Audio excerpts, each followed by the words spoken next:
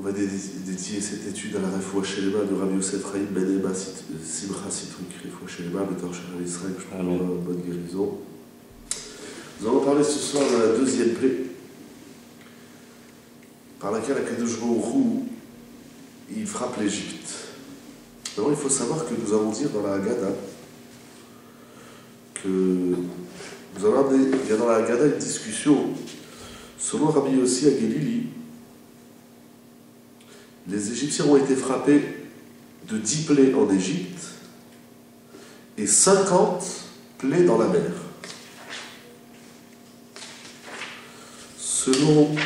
Donc au total, ça fait 60 plaies.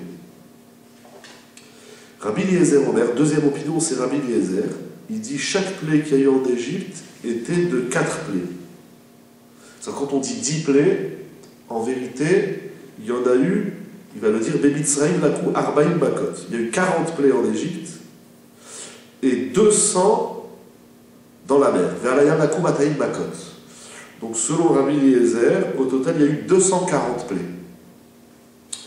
Troisième opinion, c'est Rabbi Akiva Omer, il dit chaque plaie était composée de 5. Donc quand on dit 10, c'est 10 fois 5. Emor Beata. Donc ça veut dire que Bemitzraïm lakou Chamishim Makot. Il y a eu 50 plaies sur la terre d'Égypte. Et Ve'alayam lakou Chamishim Mataïm Makot. Et 250 plaies dans la mer. Donc c'est qu'au total, d'après Rabbi Akiva, il y a eu 300 plaies. Parmi ces 60 plaies de Rabbi aussi, ça veut dire quoi, composé de 5 ou de 4 ou de... Alors par exemple, Rabbi Akiva il dit, il y a la plaie, le sang. On va parler des grenouilles, Sfardéa, il y a des grenouilles. Donc il y a les grenouilles, mais maintenant, le passou qui dit, Yeshalach bam charonapo evra veza'am vetzara mishlachat malacheraim.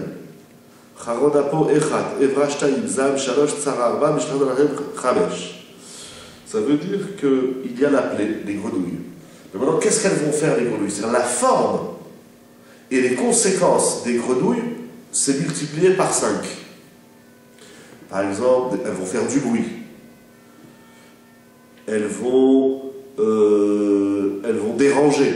Parce que bon, tu peux avoir des grenouilles dans le jardin, ça fait du bruit. Elles vont rentrer dans les maisons. Donc la forme de chaque plaie, et donc elle va déranger sur 5 étapes. C'est des conséquences en fait. Voilà, les conséquences directes en tout cas de la plaie. On va voir plus profondément dans les commentaires de la Haggadah.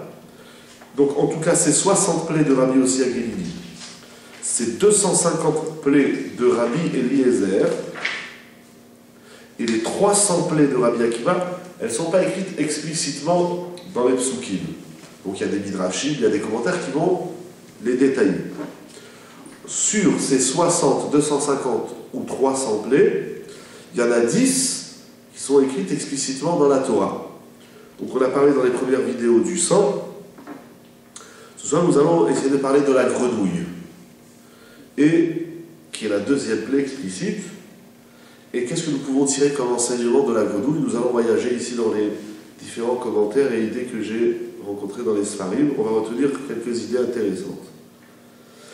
Donc d'abord en vitesse dans le Passouk, Hachem dit à Moshe, donc on est dans Vaera, Shemot, chapitre 7 du verset 19, jusqu'à la fin du chapitre, et ensuite le début du chapitre 8, du verset 1 au verset Au verset 11. Donc nous avons 11 et 10, il y a 21 versets dans la Torah qui nous décrit la deuxième plaie. Donc Akadosh Baruch Hu dit à Moshe, dit à Aaron de prendre son bâton, qu'il étende la main sur les eaux de l'Égypte, tous les étangs d'eau, etc. Non, pardon, je me suis trompé, là je suis revenu dans le sang, donc je me suis trompé dans les... Non, pardon, c'est pas du chapitre 7 au verset 19, ça commence au verset 26. Vayomer Hachem el Moshe, donc viens chez Paro et dis-lui, renvoie mon peuple pour qu'il me serve. Si tu refuses, alors je frapperai ton territoire, Gevulcha Bitsfardeim, par des grenouilles. voilà que les grenouilles pulluleront, viendront depuis le Nil, et elles monteront dans ta maison, dans ta chambre à coucher, sur ton lit, dans la maison de ton serviteur, parmi ton peuple, dans tes fours et dans tes récoltes. Donc il y aura de la grenouille de partout. Et en toi, et même comme il dit Rachid, les grenouilles s'introduisaient dans le ventre des Égyptiens et de là-bas elles croissaient. C'est pour ça que le verset dit Ubecha, et en toi et à l'intérieur de toi. Et de ton peuple et de tes serviteurs, les grenouilles monteront. Donc on est. Donc il n'y a pas, je me suis trompé, il n'y a pas 21 versets, il y a 16 versets. 15, pardon, décidément, il y a 15 versets qui vont nous parler de la grenouille. Vayomer Hachem el Moshe. Donc déjà il y a l'avertissement de la grenouille. Hachem dit à Moshe, dit à Aaron de d'étendre sa main avec le bâton sur tous les étangs d'eau et toutes les réunions d'eau qu'il y a en Égypte, afin que les grenouilles montent. Dans la plaie de la grenouille, comme dans la plaie du sang, Dam Tsefardéa Kilim, les 3 premières plaies, le sang, les grenouilles et les poux, c'est pas Moshe qui va intervenir directement. C'est par l'intermédiaire de Aaron que la plaie sera effectuée. Pourquoi? Parce que ces 3 plaies, on va parler de la grenouille, Moshe Rabbeinu, il a été sauvé par le Nil. Lorsqu'au début de l'histoire, Paro il avait demandé de jeter tous les garçons dans le Nil pour les tuer, on sait que sa sœur Myriam, elle avait fait un berceau dans lequel elle avait déposé Moshe, donc il va être sauvé par le Nil. Au lieu de mourir, de perdre la vie dans le Nil, il va pas mourir dans le Nil. Donc Moshe, par Akaratatov, par reconnaissance, même si c'est de l'inerte, c'est de l'eau, c'est pas une personne, c'est un objet, entre guillemets, c'est de l'eau, tout important que c'est l'eau, et bien Moshe Rabbeinu, par reconnaissance, par Akaratatov, il ne veut pas porter atteinte au Nil. De là, nous voyons 2 choses. La première, c'est tout simplement, enfin, dans un premier temps, de manière générale, c'est l'idée, le concept de la reconnaissance. Moi, l'eau m'a sauvé, je ne peux pas frapper le Nil. Ça va être fait par l'intermédiaire de Aaron. La deuxième idée, c'est que nous voyons que les plaies, elles ont un enjeu immense. L'enjeu déjà de frapper les Égyptiens, punition. L'enjeu de montrer au monde, et en particulier au clan d'Israël, l'existence d'Akadosh Baruch Hu. Donc la Emouna, avec un grand E, la Emouna. Ce que je veux dire, c'est que les plaies, c'est pas seulement quelque chose, des miracles qui se produisent. Ces plaies ont un message, elles ont un sens qui est profond. C'est pas je te demande de sanctionner une personne et puis ça s'arrête là. Il y a quelque chose qui se joue d'énorme derrière ces plaies. Il n'y a pas seulement, on va dire, la réalisation physique de la plaie. Et pour la grenouille, c'est quoi? On va voir. On va avoir quelques idées. Il y a là... Non, mais c'est pas la Karatatov pour la grenouille. Non, c'est pas la Karatatov. Donc il y a, derrière le miracle et la plaie de la grenouille, il y a un message. Il y a plein de messages. Mais Moshe Rabbeinu, il se retient, il s'abstient. Il fait l'économie de tous ces messages par Akaratatov.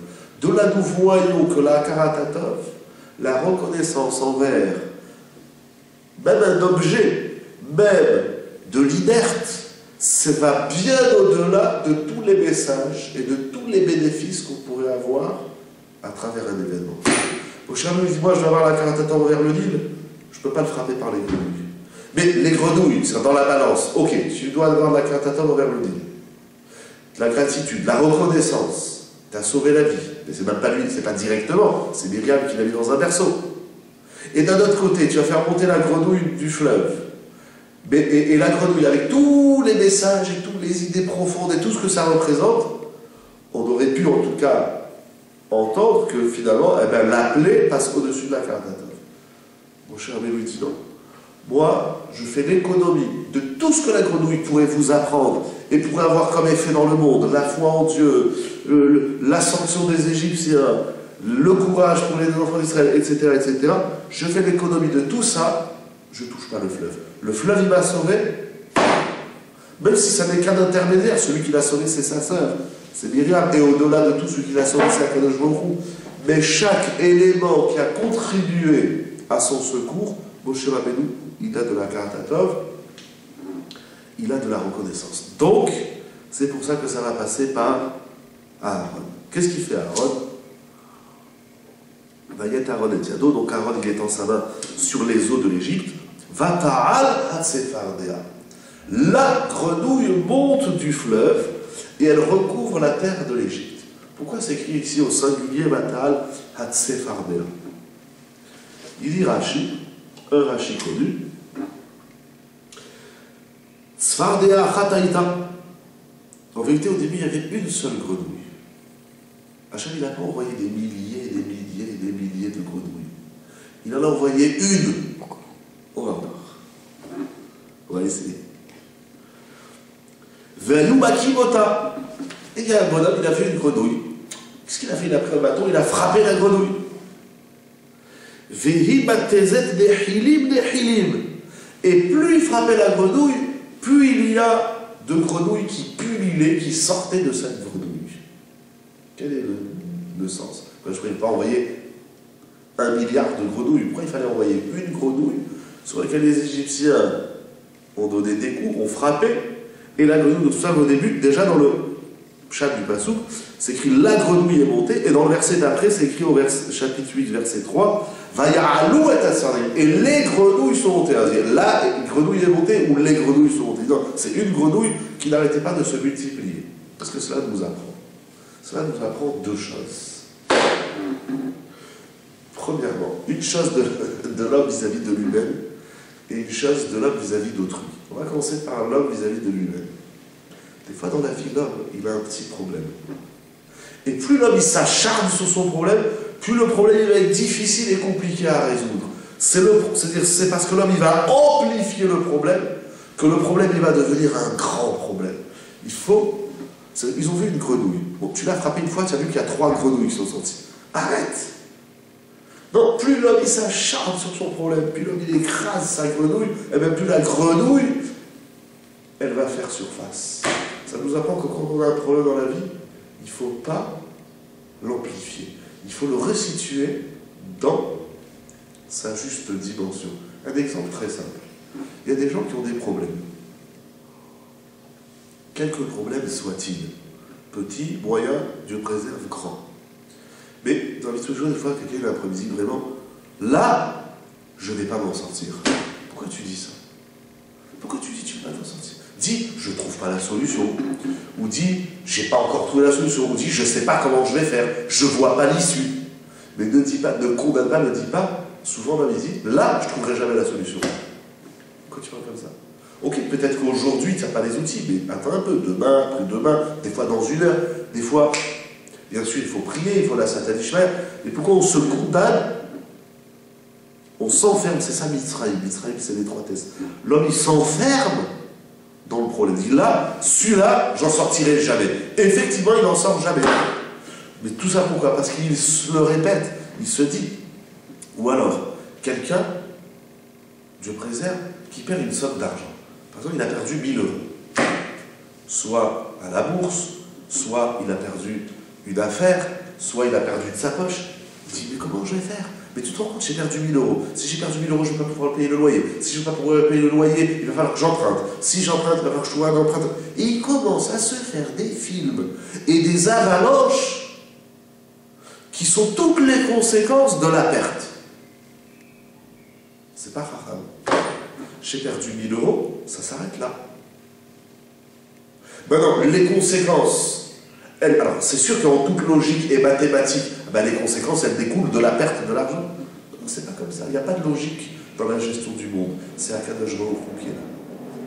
Et la logique, elle nous dit que celui qui a perdu une somme d'argent, Dieu préserve, dans la santé. Il y a des gens qui sont gravement malades, les médecins leur disent, monsieur, c'est fini. Un médecin, il n'a pas le droit de dire ça. Un médecin, il a le droit de dire, j'ai pas de solution. Mais il n'a pas le droit de dire au patient, vous allez mourir. Le médecin, comme il dit Rav Yosef à la Shalom, ça, la première idée, c'est Rav Moshe Feinstein que j'ai lu, que tout le monde connaît. Rav Moshe Feinstein dit, un médecin, il n'a pas le droit de dire au patient que vous allez mourir. Le médecin, il a le droit de guérir, mais il n'a pas le droit de tuer. Le médecin, quand il dit à un patient, ah, c'est foutu, c'est terminé, c'est chlette, voilà, il reste un mois. Pourquoi tu le condamnes? Qu'est-ce que toi, c'est le détenteur de la vie pour dire si monsieur, madame, il va vivre encore un mois. Le médecin, il n'a pas le droit de dire, il n'a pas le droit de se prononcer sur la vie et la mort. Il a seulement de se prononcer sur la guérison ou l'absence de remède pour guérir. Donc quand un médecin dit « Oulala, monsieur, vous allez mourir », il amplifie le problème. C'est comme celui qui a eu une grenouille, il la frappe, et maintenant il a 2 grenouilles. Parce que le malade dit « Non, seulement je suis malade. En plus de ça, je vais mourir. » Il va avec un problème chez le médecin et il sort avec 2. Comme il dit Rav Yosef à la Shalom, Rav Yosef, il dit le médecin, il a le droit de guérir. Mais il n'a pas le droit de faire perdre espoir au patient. Il a le droit de lui dire, je n'ai pas les outils, nous n'avons pas le savoir, nous n'avons pas la science, il n'existe pas de remède.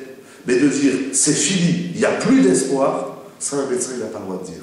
Parce que non seulement l'autre, il a sa maladie et toutes les conséquences de ça, mais en plus de ça, le médecin, il a rajouté un autre problème. C'est que le patient, avant d'aller chez le médecin, il avait la maladie, mais il avait au moins l'espoir du remède.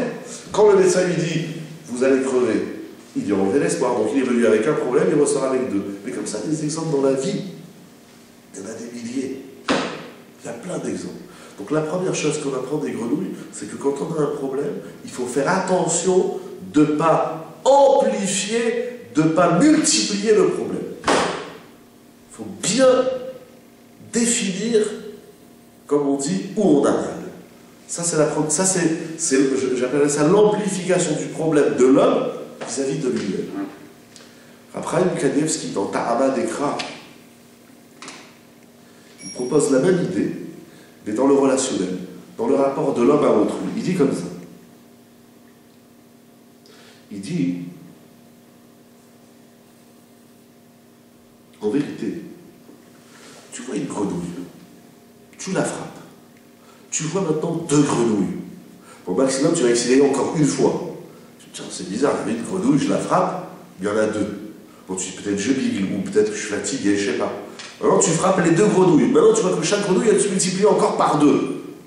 Au final, tu as 6 grenouilles. Bon, allez, tu vas t'amuser à faire encore une 3e fois. Tu dis, bon, peut-être que je rêve. Bon, mais au bout d'un moment, quand tu vois que des grenouilles, ça y est, tu commences à avoir une horde de grenouilles, tu t'arrêtes.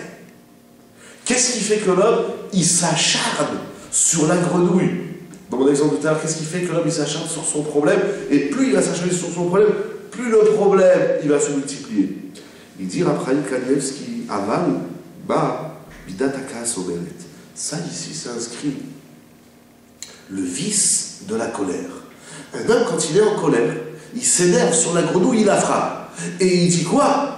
Tu crois que tu vas être plus forte que moi? Attends, je vais te montrer ici qui c'est qui vient. Et il va frapper, il va frapper, il va frapper. Et plus il la frappe, et plus l'autre, plus l'adversaire, il montre qu'il existe, plus ça te met en rogne, ça te met en rage, et plus tu le frappes, et plus il existe, et c'est interminable.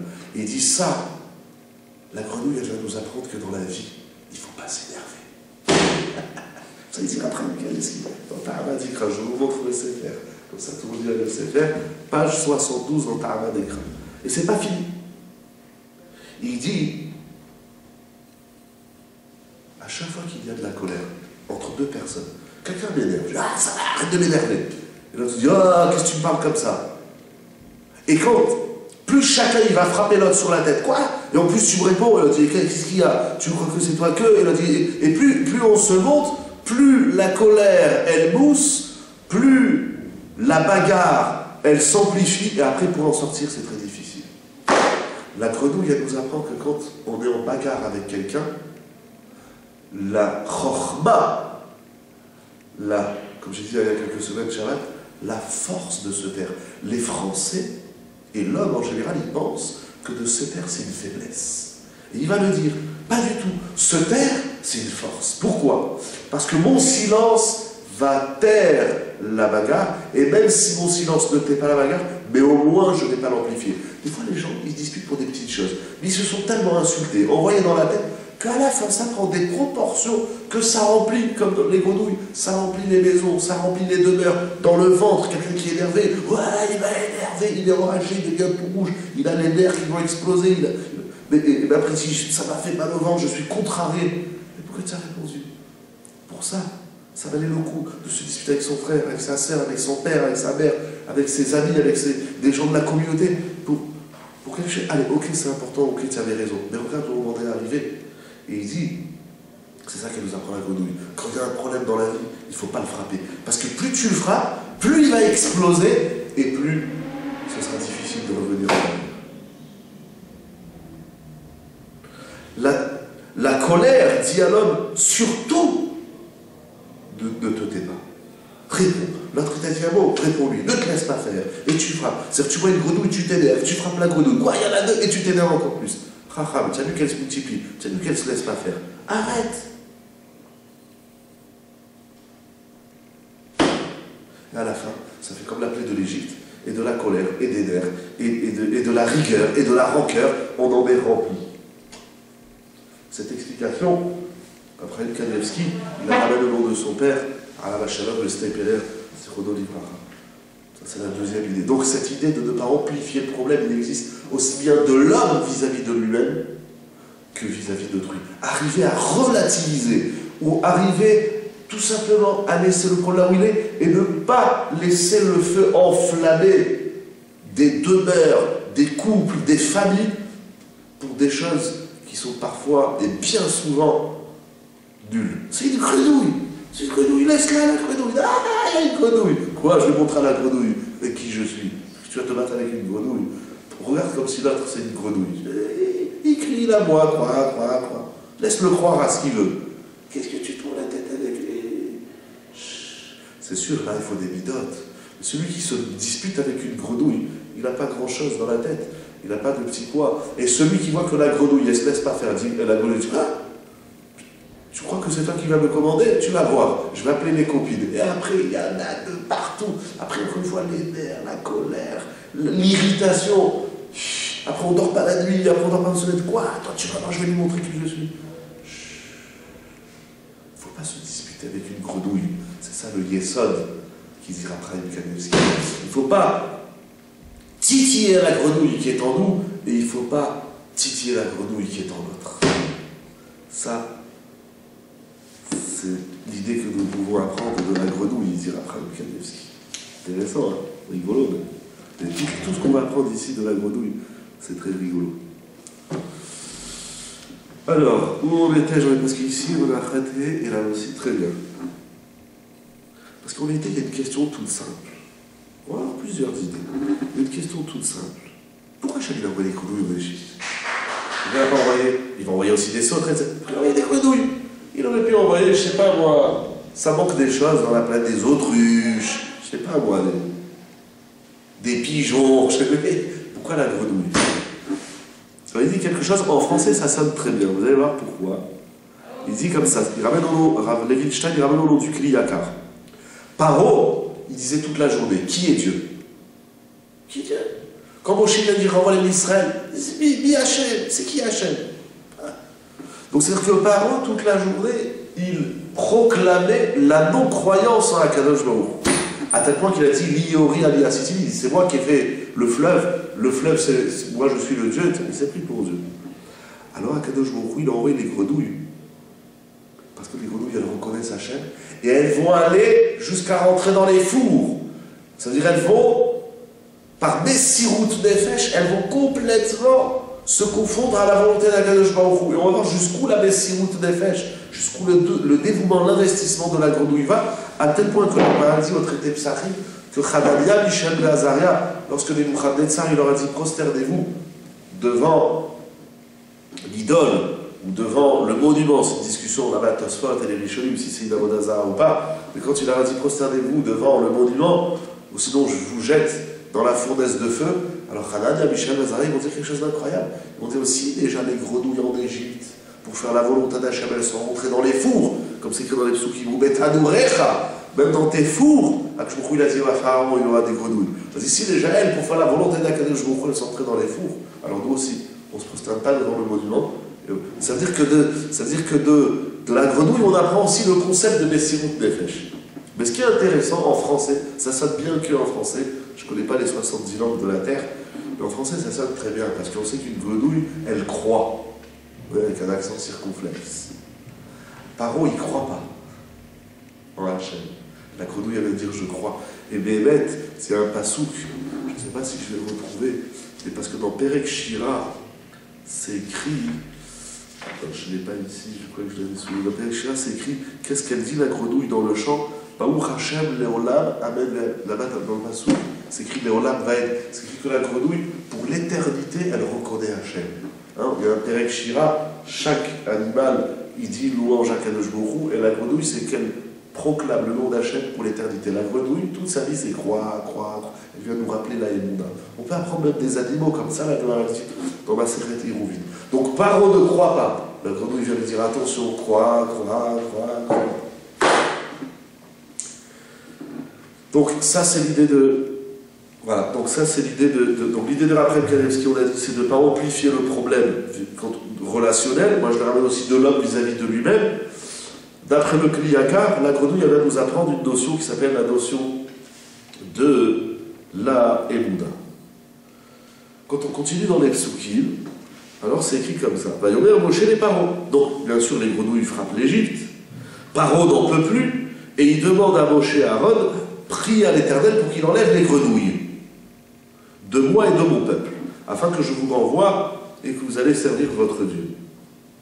Alors Moshe dit à Paro, quand tu veux que j'enlève les grenouilles, les batailles à attirer les femmes, quand tu veux que je prie. Et Paro est très surprenant. Vayomer Nebacha, il lui dit demain. Alors Moshe dit d'accord, je reviens demain je prierai, les grenouilles disparaîtront. Et les Farshim lui demandent, et je l'ai relu ici dans la Gala Yechavedat de Rav David Yosef, il ramène une couchia, une idée très intéressante, que quelqu'un a un problème. Imagine quelqu'un qui a un problème, Dieu préserve, grave, il va voir un tzaddik. Il dit, s'il vous plaît, faites-moi une bénédiction. Il me dit, il n'y a pas de problème. Tu veux que le problème, il part quand? Qu'est-ce qu'il va répondre? Tout de suite. Imagine le bonhomme, il dit, je veux que le problème, il part la semaine prochaine. Laissez-moi encore une semaine avec le problème. Pourquoi tu ne veux pas l'enlever tout de suite? Pourquoi Paro, il dit à Moshe Rabbeinu, enlève les grenouilles demain? Ça faisait déjà 7 jours. On est à la fin, un terme du 6e jour. On arrive au 7e. Tu te challenges, hein? Il te challenge, il te met à l'épreuve. Oh, pourquoi Paro? C'est juste, pourquoi Paro il met à l'épreuve Moshe? Pourquoi? Parce qu'il ne croit pas, il ne croit toujours pas. Ça veut dire qu'il pense que les grenouilles, c'est pas l'œuvre divine. Il pense que les grenouilles, c'est un effet, surtout qu'elles viennent du Nil, c'est un effet naturel qui fait qu'autour d'un Nil, il y a des crapauds et il y a des grenouilles. Donc c'est-à-dire que Paro, il n'est pas sûr que Moshe, il pense que Moshe Rabbeinu, il a joué avec le beau temps, la météo, dit il va y avoir des grenouilles, si tu continues à l'énerver, je t'envoie des grenouilles. Comme dans Tintin sur la Lune, à un moment donné, il a vu dans le journal qu'il allait avoir une éclipse, et quand il est pris en captivité, il est en prison, alors soi-disant il prie, il dit là là, que le soleil est allé, puis ils ont tous peur et ils se sauvent. En réalité, il n'a rien fait, il a juste lu dans le journal qu'il allait avoir une éclipse. Alors Paro, il croyait que Moshe Rabbeinu, c'est Tintin. Il croyait que Moshe Rabbeinu, il a vu que, il y a la météo, il va faire très chaud, les grenouilles elles vont sortir de l'eau. Il dit, je veux qu'elles viennent demain. Effectivement, comme dit, c'est un challenge. Je vais voir si Moshe Rabbeinu il dit la vérité. Et donc, qu'est-ce que ça nous apprend? Et Moshe Rabbeinu, il dit, tu veux, je reviens demain, et les grenouilles, elles sont là. Et donc, c'est seulement le lendemain que Moshe va prier. Et donc, Paro, il va reconnaître que les grenouilles, c'est l'œuvre d'Hachem. Donc, ça veut dire, comme ici le Détziv, comme ils disent beaucoup de Mefarshim, ça veut dire que les plaies, c'est pour nous enseigner une notion très importante qui s'appelle la providence. Pardon, la providence, c'est-à-dire la hashgacha pratique. C'est-à-dire où il a voulu montrer encore une fois aux Égyptiens ainsi qu'au clan Israël que c'est lui le maître du monde. Et c'est quand Hachem veut que la grenouille elle vient, elle sera là. Et c'est quand Hachem qui a décidé que la grenouille elle partira, qu'elle partira. Donc ça c'est encore une notion qu'on apprend. Quand on continue dans les psukim, on va voir encore 2 idées très intéressantes. Et on finira avec une dernière idée. Là j'ai une question. Ouais. Donc, quand il a fait disparaître les grenouilles, il n'a toujours pas cru. Alors, revoyons le pasouk. Parce que d'abord, Moshe lui dit, va yomer les machar. Donc Paro lui dit demain. Il dit d'accord. Va yomer kidvarecha. Tu veux demain, soit. Les mains, teda qui est Hashem Elokeinu. Afin que tu saches qu'il n'y a pas comme l'Éternel notre Dieu. Donc les grenouilles s'en vont. Donc le lendemain, Moshe il vient, il prie, les grenouilles s'en vont. Mais après, c'est écrit, Vayar Paro qui a été arvacha. Paro, il a vu qu'il avait un moment d'espace. Il avait un moment de tranquillité. Il s'est allongé sur son canapé. Il a dit, ah, il n'y a plus les grenouilles. Hop, il endurcit son cœur. Ça veut dire quoi? Ça veut dire, c'est un grand, ça veut dire quoi? Ça veut dire comme ça. On voit souvent, c'est beaucoup de rabbinim qui racontent, et même de l'homme vis-à-vis de lui-même.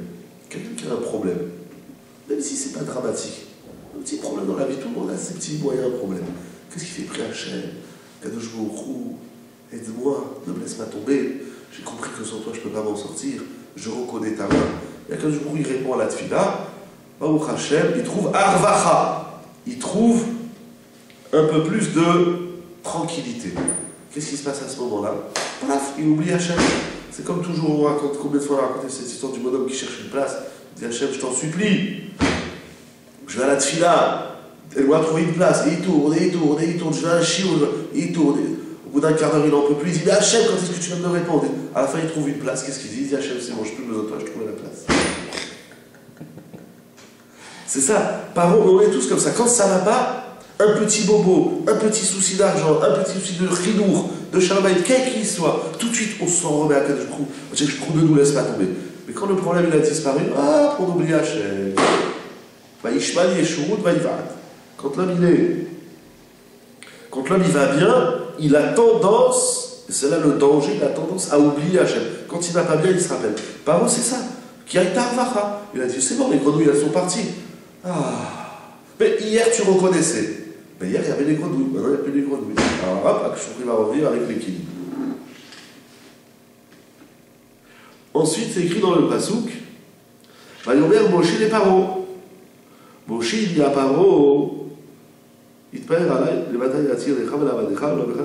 voilà. Il dit, je vais enlever les grenouilles, Bibecha ou Bibatecha, de chez toi et de ta maison. Cependant, elles resteront dans le fleuve. Ça veut dire, au début, il n'y a pas de grenouilles. Moshe Rabbeinu, par l'intermédiaire d'Aaron, il fait monter les grenouilles du Nil. Donc il y a les grenouilles dans le Nil, il y a les grenouilles dans les maisons, dans les champs, il y a des grenouilles de partout.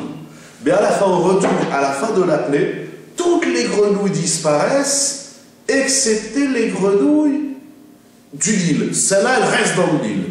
Pourquoi même celles-là, ils ne les ont pas enlevées?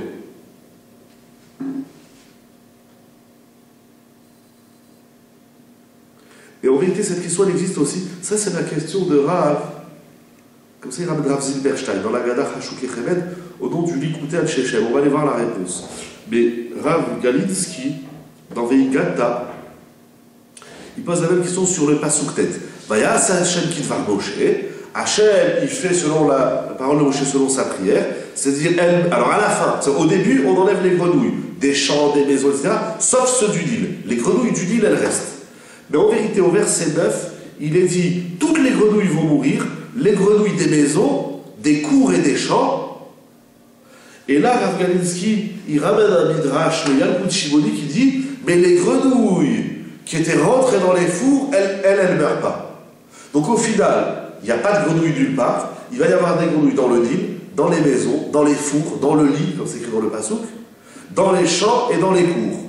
Celles des maisons, des cours et des champs meurent, celles du Nil restent vivantes, elles restent dans le Nil, et celles des fours aussi, elles restent vivantes.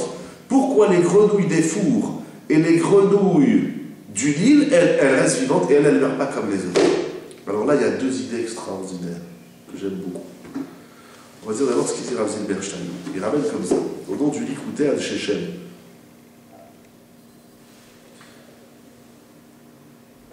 Ça veut dire, il demande, quand Hachem il a enlevé les grenouilles, donc on a dit il a enlevé les grenouilles de la maison, mais elles resteront dans le fleuve. Il dit, mais si c'est un miracle, c'est qu'à lui montrer que même dans le fleuve, il n'y en a plus. Ce sera encore un plus grand miracle, parce que dans un fleuve qui est des grenouilles, c'est plus ou moins normal. Si déjà il veut faire un miracle, il a qu'à aller au bout du miracle. Pourquoi il n'enlève pas les grenouilles qu'il y a dans le fleuve? Il ramène au nom du Likutei Shechem qui dit comme ça. Il dit un machin, il y a un père qui a donné une raclée à son fils. Il a fait une grave bêtise. Je ne suis pas entré dans la souga si on a le droit de frapper, comment frapper, pas frapper, etc. Alors il prend un bâton, un petit fouet, où il prend la ceinture, et il dit viens ici. Il va lui donner, il va pas l'arracher, c'est pas des coups de fouet. Il lui prend la ceinture, il va lui donner une petite tapette sur la main, ça avec le fouet, avec la ceinture. Qu'est-ce qu'il fait après le père? Il prend la ceinture, il accroche au mur, il dit à son fils, tu vois la ceinture, tu fais une bêtise, tiens il fait, tu te rappelles la première, mais tu en auras une deuxième. Alors il dit comme ça. Ça veut dire que la ceinture, le bâton qui est accroché sur le mur, c'est pour rappeler à l'enfant de ne pas récidiver dans la faute afin de le secourir d'une prochaine sanction.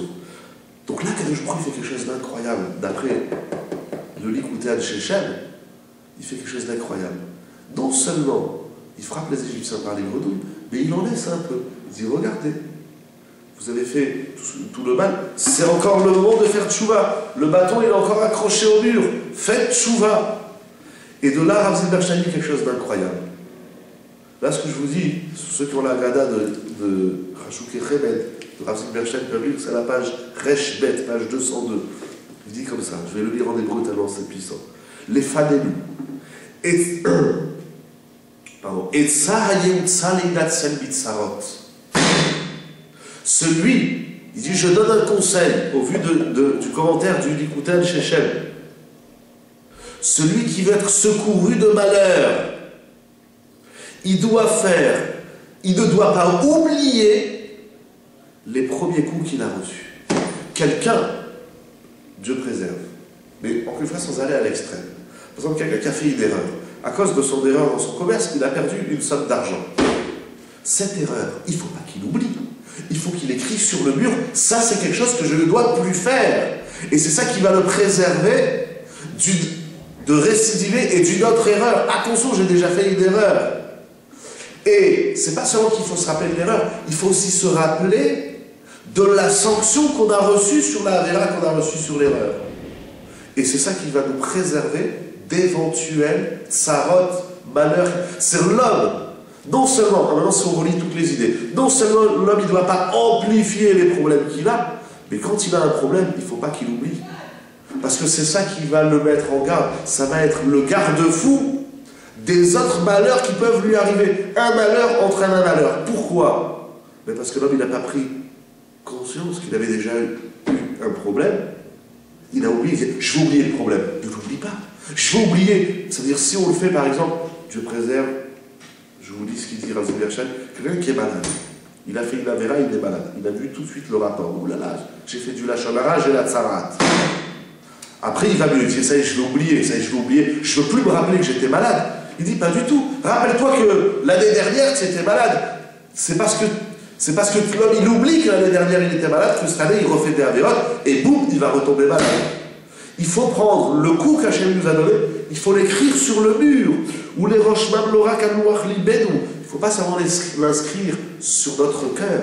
Et là, la kir babash. Il dit, l'homme, il doit écrire sur le mur. Tu prends un stylo, tu rentres à l'autre chez ta femme, il a dit, le rat, tu écris sur le mur. On a eu tel problème l'année dernière et tel problème, ça nous a causé ça et ça. Je l'écris sur le mur. Ça, tous les matins. Ah oui, oula, celui-là, il ne faut pas que je le refasse. Parce que si l'homme, il refait la avéra, il refait l'erreur, boum, il va retomber dans le problème. Donc les grenouilles, elles nous apprennent. Et ça, Kadosh Baruch Hu, il fait un chesed apparent. C'est bien qu'il a donné une tréha. Avec les grenouilles, il en laisse un peu dans la mer. Pourquoi? Enfin, dans le Nil. Pourquoi? Pour lui dire, attention, regarde, le bâton, il est encore là. Ne récidive pas, ne continue pas. Mais parents, tout baraboule qu'il est, il ne va pas tirer de leçons. Mais ça ne répond pas pourquoi celle du Nil? Pourquoi pas celle de la cour? C'est vrai. Je ne sais pas pourquoi celle du Nil. C'est une bonne question. C'est une bonne question. Et Rav Galitsky qui pose la question sur celle des fous, lui il va expliquer pourquoi c'est précisément celle des fous. C'est vrai. C'est vrai. Il dit Kol echad. Il dit Rav Zilberstein. Kol echad yachol lasot zecher leatzmo. Chacun il peut faire, il peut garder en mémoire. Tu te fais un mémo. Chacun il se fait un mémo des événements, des héroïnes chassa Kadosh Baruch Hu imo, qu'Kadosh Baruch Hu il a fait avec lui pour ne pas recommencer, ou pour ne pas faire d'autres erreurs, et pour ne pas subir d'autres conséquences. Un homme, il a fait une erreur, il a subi une fois les conséquences, il faut qu'il écrit tout de suite sur le mur. J'ai fait telle erreur. Il m'a envoyé ça en réparation ou en réflexion, etc. de l'erreur. Voilà, ça, il ne faut plus qu'il oublie. Il dit ça, c'est une aide, ça. Il dit ça, c'est un conseil que je donne pour ne pas qu'il arrive à l'homme des malheurs. Il a eu une fois le malheur, pour pas qu'il ait une deuxième fois, il ne faut pas qu'il oublie qu'il a déjà eu une fois. Et enfin, il dit, Rav Galinsky, donc c'est écrit au chapitre 8, verset 9. Les grenouilles des maisons, des cours et des chambeurs. Mais le Yalkut Shimon, il précise, mais les grenouilles qui sont tombées dans les fours, elles sont pas mortes. Pourquoi? Il dit, les filles chez Masrou, Nafsham, Lamut, Al-Mitzvat, Akadosh Baruch, Chazrou, la Yeor, Chayim. Celles qui sont entrées dans les fours, elles ont excellé dans leur tâche. Ça veut dire qu'un jour, il a envoyé les grenouilles. Maintenant, chaque grenouille, elle choisit. Il a dit, ah non, moi je vais au salon. Je ne vais pas aller dans le four. L'autre, elle dit, je veux bien aller dans le frigidaire, mais je ne vais pas aller dans le congélateur.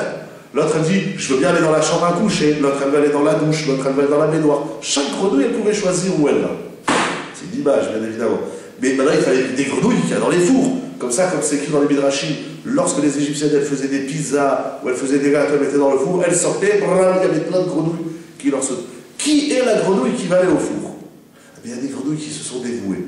Il y avait le clan des grenouilles du canapé, il y avait le club des grenouilles de la salle de bain, et il y avait le clan des grenouilles qui disent, nous, on va dans les fours.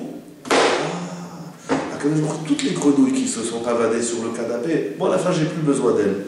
Qu'elles crèvent tous. Bayamoutou, toutes les grenouilles. Mais celles qui sont rentrées dans le four, puisqu'elles se sont dévouées, puisqu'elles ont fait plus, elles ont pris sur elles quelque chose de lourd. Parce qu'en général, dans un four, une grenouille, ça crame.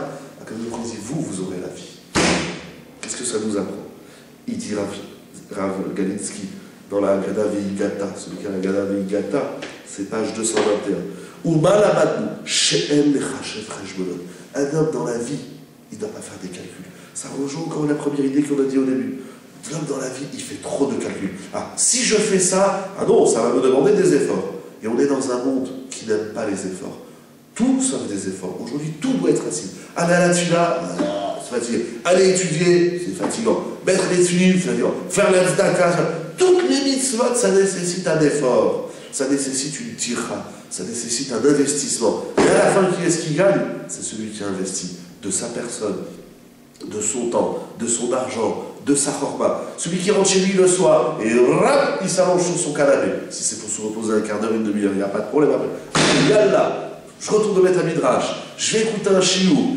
Yallah, celui qui passe une demi-heure de plus le matin, il arrive à la tefila en retard, il va à la tefila, disquette. Tout ce que l'homme il fait avec l'investissement de soi, de sa personne, ça paye.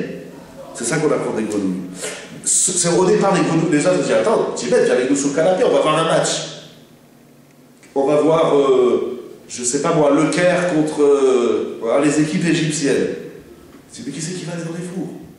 Je dis, nous, on va aller dans les fours. Je dis, mais vous êtes folle. Bon, allez, tu veux pas venir voir un match? Va dans la bibliothèque du pharaon. Non, mais qui c'est qui va aller dans les fours? Ah ben, on y va. Pour faire la volonté d'Hachem, un homme doit toujours être prêt de faire une messimout nefesh, de se faire un petit peu mal. Il ne faut pas tomber dans le masochisme et se faire complètement mal. Mais au moins, on n'en demande pas tant. Je crois qu'il ne demande pas qu'on se jette par la fenêtre. Mais de la messimout nefesh. Et les grenouilles qu'on pensait qu'elles sont parties dans les fours, on dit, mais vous allez mourir les premières. Au final, c'est les seules qui ont été secourus. Toutes les grenouilles des canapés, des chambres à coucher, des champs, toutes elles meurent. Sauf celles des fours, parce que c'est les seules qui ont fait un effort énorme. Et t'as les grenouilles à l'intérieur de l'être humain aussi. Oui, mais ça c'est pas aussi... C'est sûr que d'être à l'étroit dans un ventre, c'est pas très à l'aise, même pour une grenouille, de se disputer avec l'intestin, le foie, mais encore il y a de quoi manger, mais dans le four. Une grenouille qui rentre dans un four à 300 degrés, elle meurt en 5 minutes et elle est cramée. Mais puisqu'elles ont fait cet effort. Et c'est intéressant, on va finir avec une question sur les grenouilles que j'ai lue dans Rabbeinu Chaim, Rabbi Kadlevski, que j'ai lue dans, qui ramène ici aussi Rav Zilberstein, pardon, Rav Levinstein, et que j'ai lu aussi dans un autre Sefer l'Agada Pessah. Il y a une question que beaucoup de Mefarshim posent, c'est que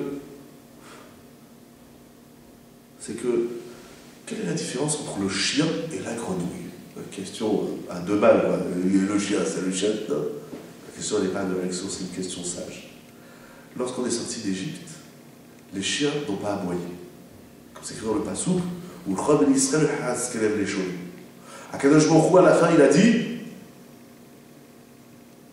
le chien est récompensé, comme c'est écrit dans Parashat Mishpatim, c'est que si on a une bête qui meurt sans être abattue rituellement sans la shrita, elle est donc nevela, la Torah dit la récompense, c'est que tu la donneras au chien. La kelève tashlihu noto. Donc le chien, il s'est tué, il a eu droit à un cadeau qui s'appelle la charogne, la nevela.